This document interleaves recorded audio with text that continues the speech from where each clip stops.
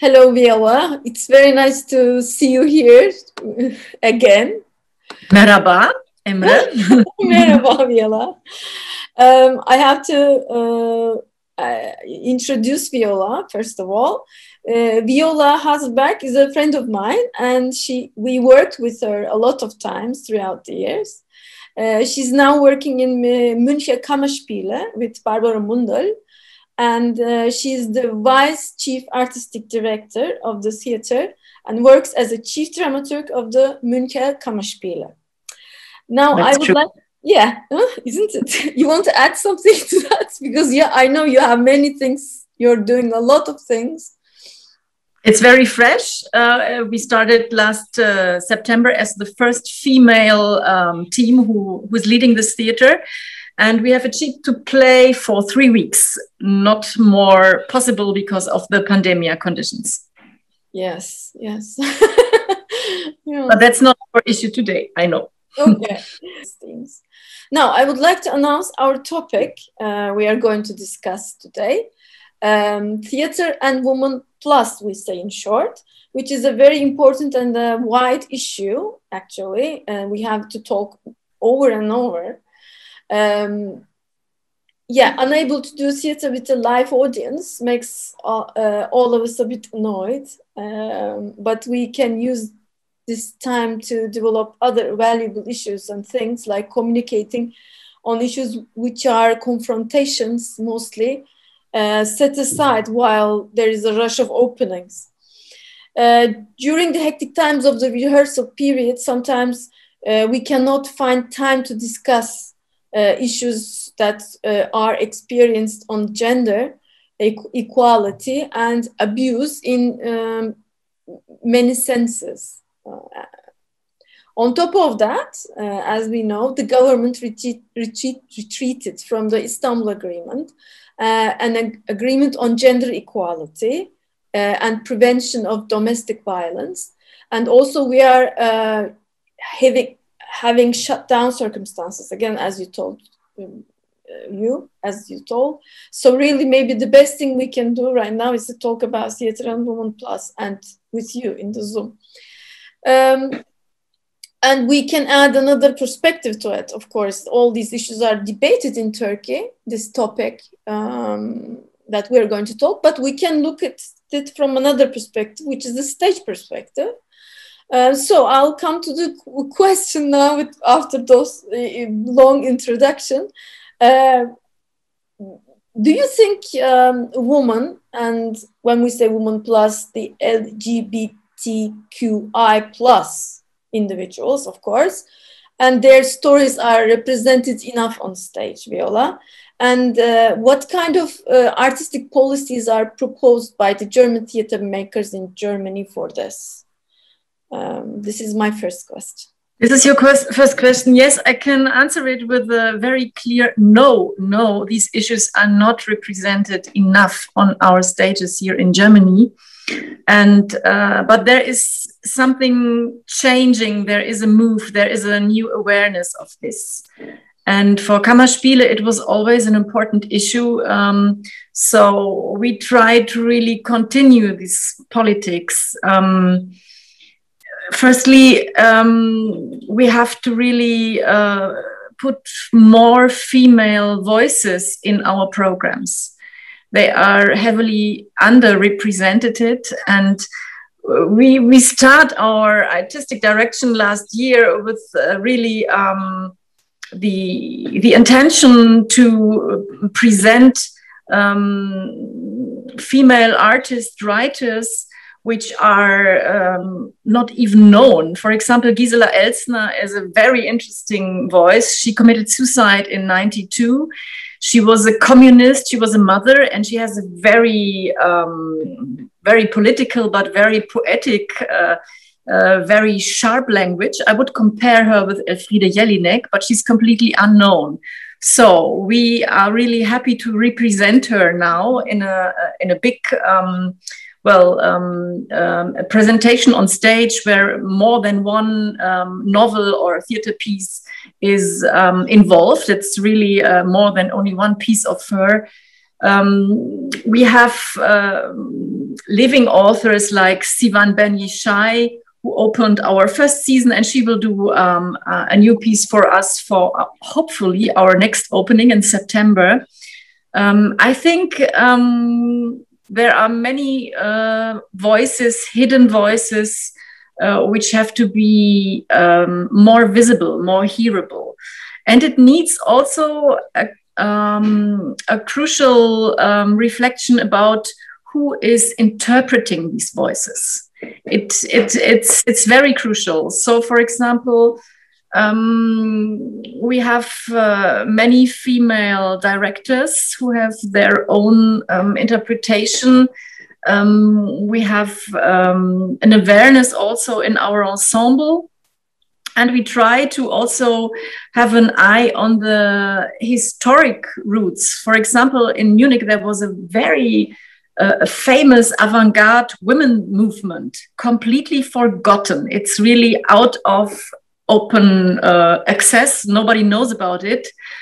Even these women, they have lived here, and it's just that their pieces are thrown out of the archives because it was women's work and not work to keep it. It's really that brutal. So we are planning a premiere, which maybe will not come to a premiere in June. The title is Bayerische Suffragetten, Bavarian Suffragettes, so that we can see we have a tradition here, and we have maybe just sometimes to have a different policy of remembering or an awareness that there is something. We don't start from zero, but sometimes it feels that we start from zero. It's a repetition of, well, discrimination, of self-marginalization.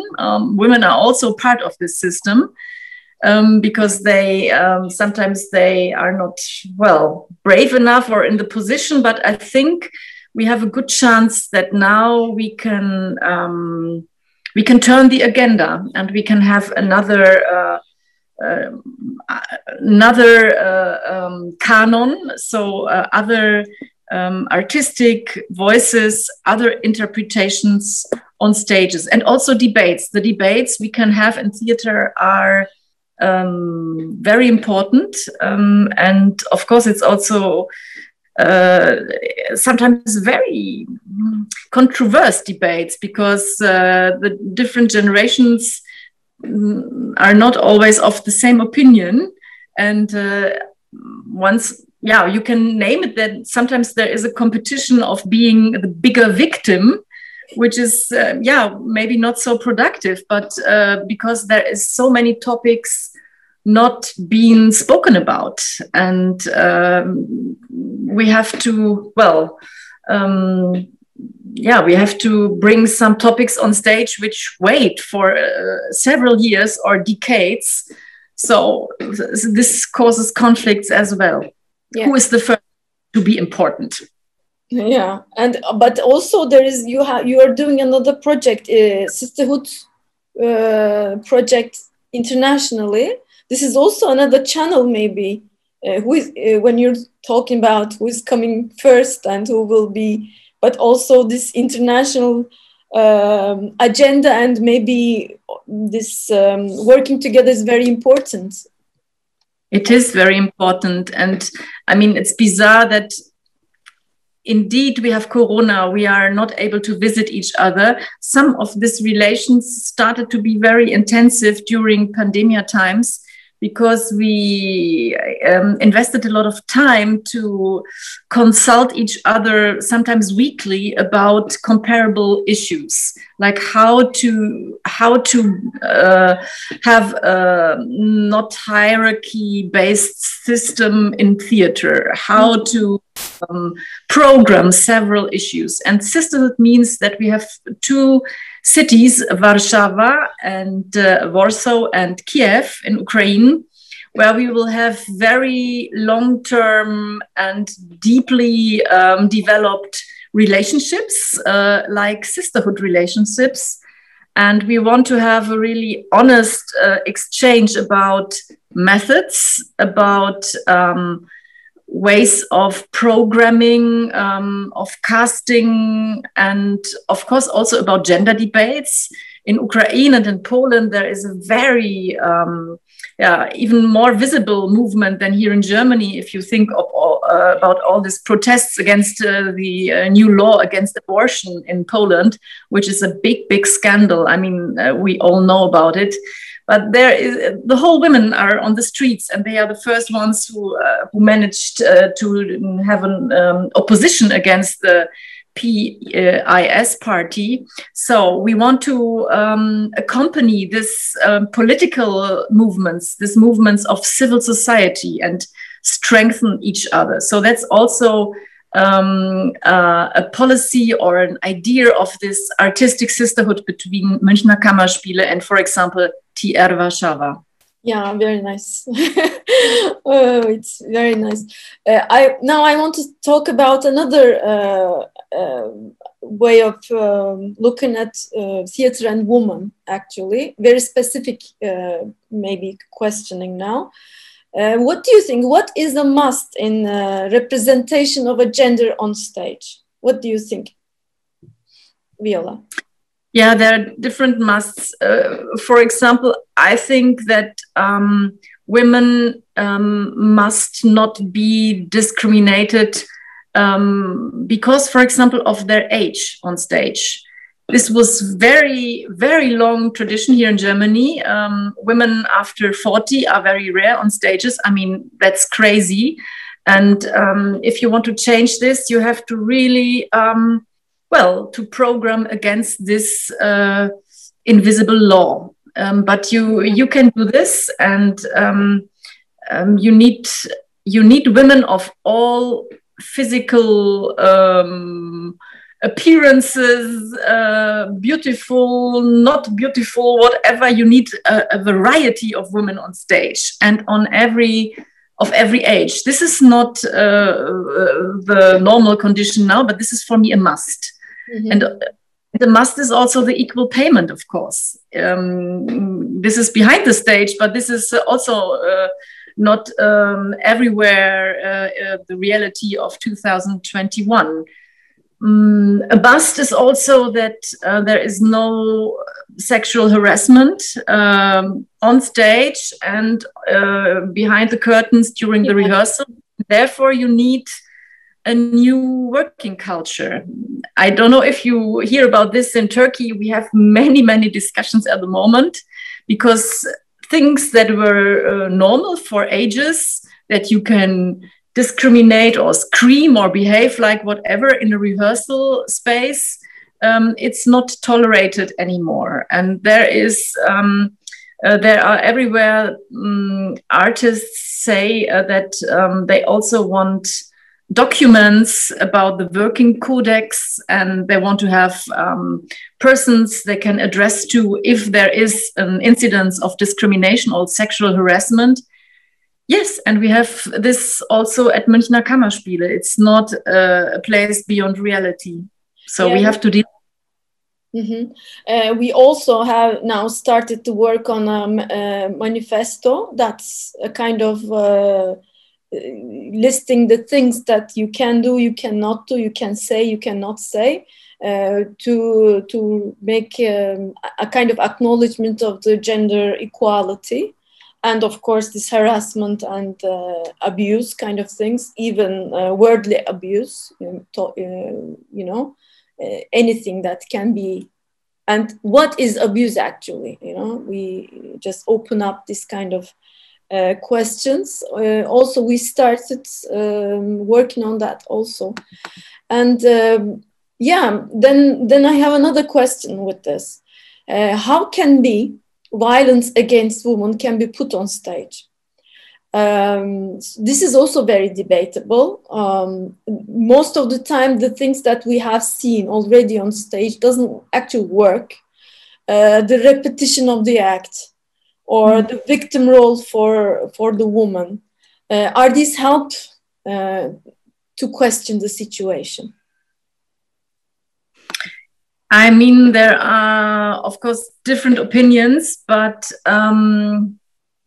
more and more, and I agree with these opinions, there is a consciousness that if you reproduce women in the role of victims on stage, you don't make things better, even you stabilize the system. So we have many attempts to bring the very resisting system of patriarchy on stage. Its language, its habits, its roots, they are deeply in our genes. We cannot say, yeah, this is this. We are beyond this. We are in the middle. We are made of this. But we try not to reproduce physical violence against women plus on stage. We are trying to show also women in a kind of empowerment situation, that they at least deal with the situation. They find strategies, subversive strategies of humor, of empowerment. I mean, I think it's also, it doesn't make sense to show a world which we are, we are dreaming of, but we are not in this world. We have this problems, but I think it's very, very important not to be just repetitive and stay in these old patterns. And yes, I have to say, especially women have a consciousness for this more than their male colleagues. And so we sometimes have also debates if a text, for example, is a trigger, or how we can deal if a text names a very violent situation. How can you find a kind of a scenic solution for it without just reproducing the violence of the text? Yeah. But I think violence has to be named. I mean, it's in the system, it's in the present, and it will be in the future. So I think we have to deal with this violence in a way that we get more and more aware where it hides, where it is, where it starts. As you say, it starts sometimes not with a physical action, but with a verbal action. Yeah. My last question, maybe, what would your advice to be to the writers and dramaturgs who are working on the representation of the violence on stage and writing text about domestic violence against women and LGBTQI plus individuals, as an experienced dramaturg and programming many debatable issues on stage? Yes, look carefully, bring the stories, the narratives on stage without just reproducing the violence. I think, I don't know, in Turkey maybe as well, but in Germany, even due to the Corona situation, the domestic violence increased, and you can, of course, talk also about numbers that's measurable, and there are enough. Yes, there are a lot. Yeah, and there are still persons who say, this is not our reality, but it is. So I think we have to face these stories. We have to see this women and other individuals who are concerned by this violence. We have to tell their names. And I hope that we have more material, that we have different languages to talk about this experience of violence. Because I think it's, of course, it can be very different from which perspective to write about it. And I would be also be curious if men would maybe face this topic and say something to this issue from their side.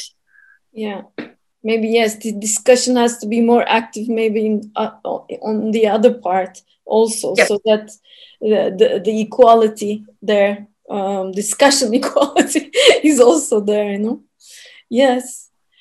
Thank you, Viola, for this time that you shared with us. Hope to talk to you more on different things. You always give me very fruitful feedbacks and proposals. Thank you very much and have a nice time in Germany. And in your theater, hopefully we will open up and have audience again. Yes, we are longing for this. It was a pleasure. Thank you very much. Thank you.